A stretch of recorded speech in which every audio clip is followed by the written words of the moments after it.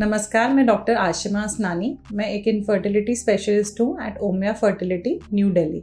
आज मैं बात करने जा रही हूँ मेंस्ट्रुअल हाइजीन के बारे में। बहुत ही एक टैबू सब्जेक्ट्स है बहुत ही घरों में। तो आइए जानते हैं कि पहले मेंस्ट्रुअल साइकिल होती क्या है।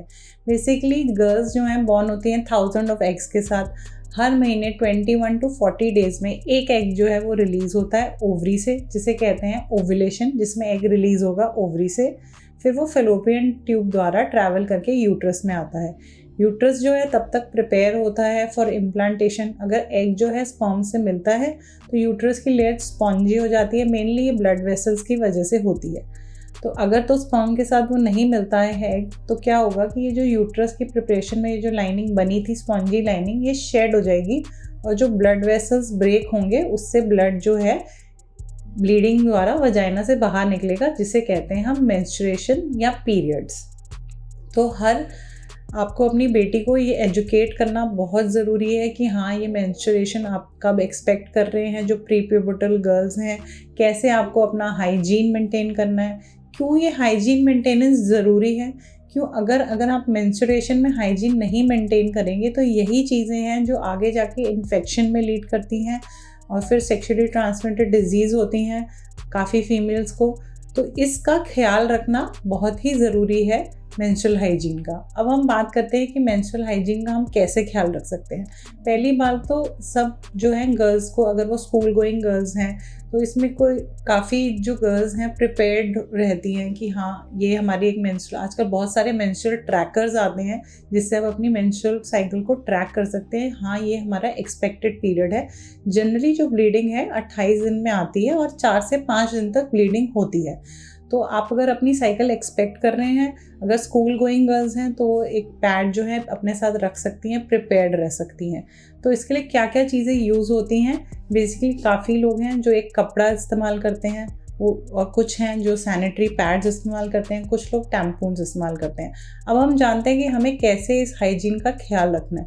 पहली बात तो है कि प्रिपेयर्डनेस, और ज़रूरी नहीं है कि हम अपनी कोई फ़िज़िकल एक्टिविटीज़ वगैरह इस दौरान रोकें या वुमेन को हम आइसोलेट कर दें कि पीरियड्स आ रहे हैं, ऐसा कुछ भी नहीं है।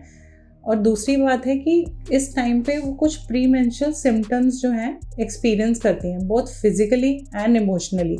तो ये पीरियड्स से कुछ दिन आने से पहले स्टार्ट होते हैं और पीरियड्स आने पर रिलीव हो जाते हैं। क्या होते हैं ये प्री मेंस्ट्रुअल सिम्टम्स? जैसे ब्लोटिंग ऑफ बॉडी दिखेगी, ब्रेस्ट टेंडरनेस है, हेडेक्स हैं, मेंस्ट्रुअल क्रैम्प्स हैं, इरिटेबिलिटी है, ब्रेस्ट टेंडरनेस है, ये सारे सिम्टम्स जो हैं दिखते हैं आपको जनरली। अब ये जो सिम्टम्स हैं मेंस्ट्रुअल क्रैम्प्स वगैरह, ये मेडिसिन जैसे एंटी स्पाज्मोटिक मेडिसिन से कंट्रोल किए जा सकते हैं। सेकेंडली, अब आपको जानना है कि हमें ये हाइजीन कैसे मेंटेन करना है, क्योंकि एज अ मदर ये आपकी ही ड्यूटी है कि आप अपनी बेटी को एजुकेट करेंगे कि हाँ, हम कैसे हाइजीन को मेंटेन करेंगे।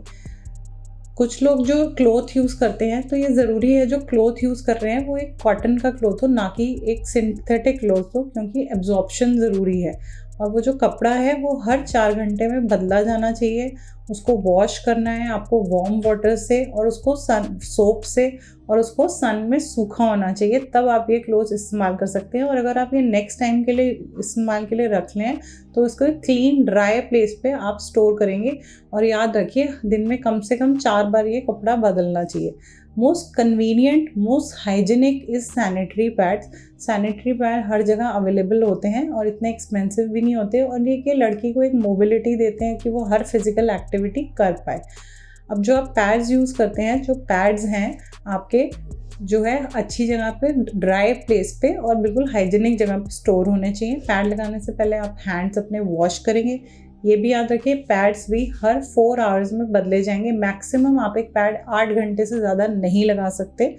और जब भी आप पैड्स डिस्पोज करते हैं उसके बाद अपने हैंड्स वॉश करेंगे। डिस्पोजल कैसे करना है? जो पैड्स डिस्पोज करने का तरीका है, अगर आप डस्टबिन में फेंक रहे हैं तो उसको किसी भी ओल्ड न्यूज़पेपर में आप उनको रैप करेंगे और फिर डिस्पोज करेंगे।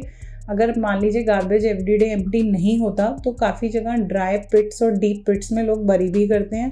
काफ़ी स्कूल्स में इसके लिए इंसिनरेटर मशीन्स हैं जिनमें इनको बर्न किया जाता है। तो हमेशा हाइजीनिक तरीके से इसका डिस्पोजल भी उतना ही ज़रूरी है। दूसरी बात, डिस्पोज करने के बाद आपको ये भी ख्याल रखना है कि आप एवरीडे जब आप पीरियड में हैं तो आपको अपने जो प्राइवेट पार्ट्स हैं वो क्लीन करना बहुत ज़रूरी है। तो अब हमने बात करी कि कैसे आपको क्या क्या चीज़ें हैं जो आप इस्तेमाल कर सकते हैं, कैसे हमने इसको डिस्पोज करना है। प्राइवेट पार्ट की क्लीननेस बहुत ही ज़रूरी है इस टाइम पे, एवरीडे बात करना। जब भी आप अपने प्राइवेट पार्ट्स को वॉश करेंगे तो हमेशा याद रखिए आप फ्रंट टू बैक वॉश करेंगे, ना कि बैक से लेके फ्रंट तक। और अगर आपके अंडरवेयर सॉइल हुए हैं तो उनको चेंज करना भी ज़रूरी है। पैड आप हर 4 आवरली चेंज करेंगे, सही से डिस्पोज करेंगे। और कभी भी ये ध्यान रखिए कि हमेशा एक प्रिपेयर्डनेस रहेगी, तभी आप जो है हाइजीन को मेंटेन कर पाएंगे। दूसरी बात, अगर कभी भी प्राइवेट पार्ट्स पे आपको कोई चप्पे दिख रहे हैं या बॉयल्स दिख रहे हैं तो आपको ज़रूरी है कि आप स्त्री विशेषज्ञ से मिलें, उसको चेक कराएं, क्योंकि ये किसी इन्फेक्शन के साइंस भी हो सकते हैं।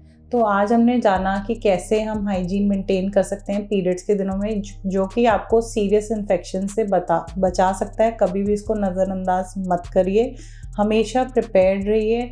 अगर आप कभी भी बाहर रहने, ऑफिस गोइंग गर्ल्स हैं या स्कूल गोइंग गर्ल्स हैं, हमेशा अपने बैग में पैड्स कैरी करिए, जिससे आप फ्रीक्वेंटली उसको चेंज कर पाएँ और इन्फेक्शन से बच पाएँ। अगर आप इसके बारे में कुछ और इन्फॉर्मेशन चाहते हैं या आप हमारे काउंसलर से बात कराना चाहते हैं तो आप वो भी करा सकते हैं। You can contact us at Omia fertility. Thank you.